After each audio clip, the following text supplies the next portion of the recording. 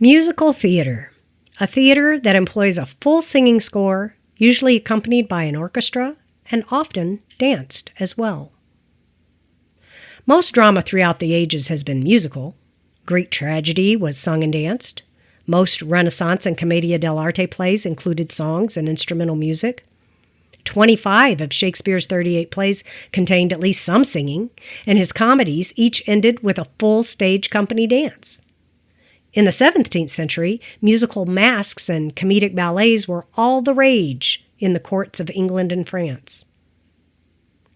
Still, musical theater has become a specific genre of its own just over the past 150 years, evolving initially simply to provoke audience merriment by absorbing elements of light opera, ballet, the English music hall, the Folies Bergère in Paris, the American minstrel show, and vaudeville variety shows.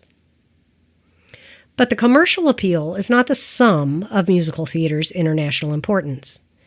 Musical theater is a dramatic form of great variety, vitality, and, on occasion, artistic significance. The Pulitzer Prize has been awarded to 9 musicals, including A Chorus Line, Rent, Next to Normal, and, of course, Hamilton. America didn't invent musical theater per se, and it no longer dominates the genre, but the Broadway musical form is America's best-known contribution to the world of theater, and New York remains the capital of the world's musical theater, with London, Toronto, and Sydney offering stiff competition these days. During the past decade, as much as 80% of Broadway's box office has derived from musicals alone. Up to a third of the main theaters in Berlin, Budapest, Tokyo, Sydney, and Stockholm are at any given moment hosting a run of a Broadway musical. America's first true Broadway musical dates back to 1866 with the staging of The Black Crook, which was a melodrama with added dancing by chorus girls. The light operas of the English duo Gilbert and Sullivan were also being performed in New York at this time, as well as the Opera Bouffe, the comic opera of France, and the Viennese operetta. Audiences flocked to these imports, and American writers emerged to create a homegrown product that could compete. The first was Victor Herbert's Babes in Toyland and Naughty Marietta, followed by George M. Cohan's Little Johnny Jones, which includes his signature song Yankee Doodle Dandy and Give My Regards to Broadway. By 1910, American musical theater was becoming the world leader in musical comedy. We can divide musical theater in the 20th century into 3 distinct phases. The Great Age of Musical Comedy, from 1900 to the late 20s, early 30s. The Golden Age of Musical Theater, roughly the 1930s through the late 50s. And the Contemporary Musical, 1960s to the present. From the 1900s through the late 20s and early 30s, there existed what we now refer to as the Great Age of Musical Comedy. With all these musical comedies had in common were simple plots, a cast composed of strictly romantic and comedic characters, and lots of pretty girls in revealing costumes and abundantly cheerful singing and dancing that had little or no connection to the plot. The composers of the day were George and Ira Gershwin, Jerome Kern, Rodgers and Hart, names that still define musical theater today. The songs from these musicals have become staples in the repertoire of literally hundreds of modern jazz singers. The Golden Age began in 1925 with Showboat, and it continued through the 1950s, ushering in a new genre of musical theater, the musical drama. The musical drama was characterized by increasingly serious plots and more sophisticated musical treatments. In 1932, the Gershwins won the first Pulitzer Prize ever awarded to a musical for their political satire of Thee I Sing. By the end of the Second World War, seriously themed Broadway musicals dominated the commercial American theater.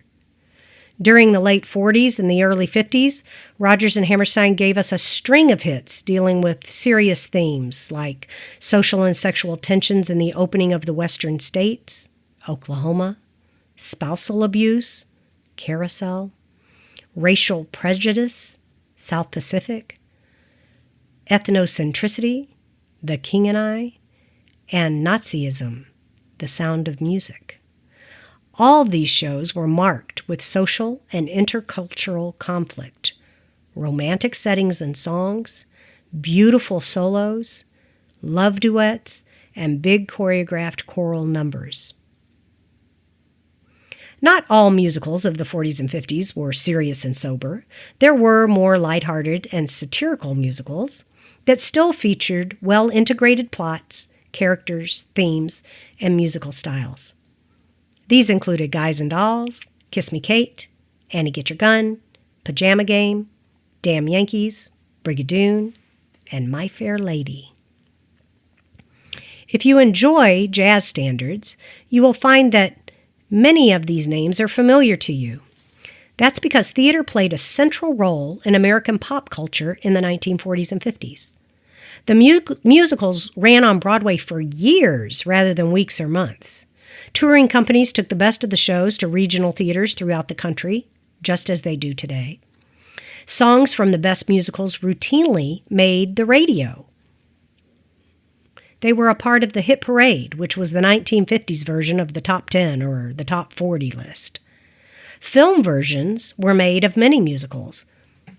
The stars of the Broadway musicals, Jimmy Durante, Mary Martin, Carol Channing, Julie Andrews, Rex Harrison, and Bob Hope, achieved national celebrity status. Many became pioneer performers on America's new entertainment medium, television.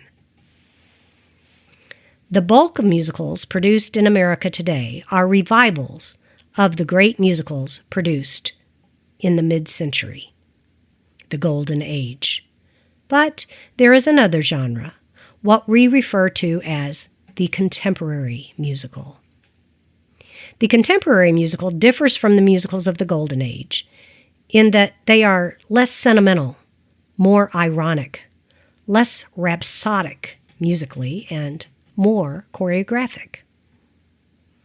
In fact, the past 60 years has seen a tremendous escalation in the importance of choreography in American musicals, and it has given rise to the choreographer directors.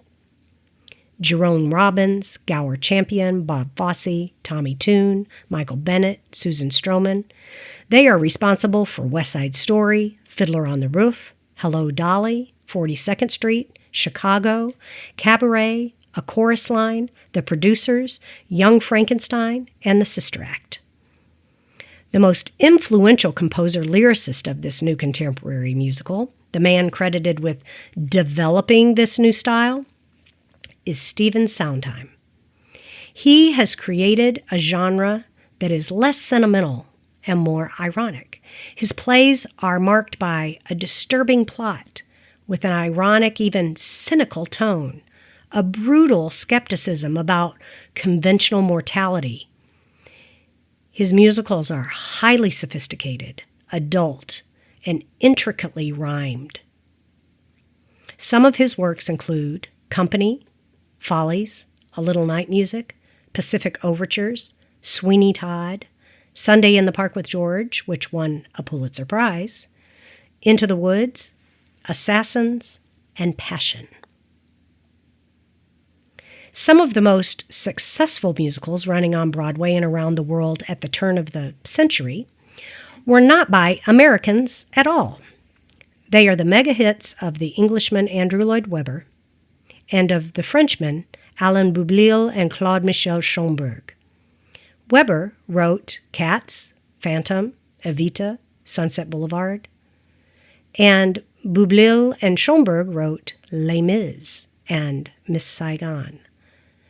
These works are all entirely sung and are known for their lush musical scores and special effects rather than a script.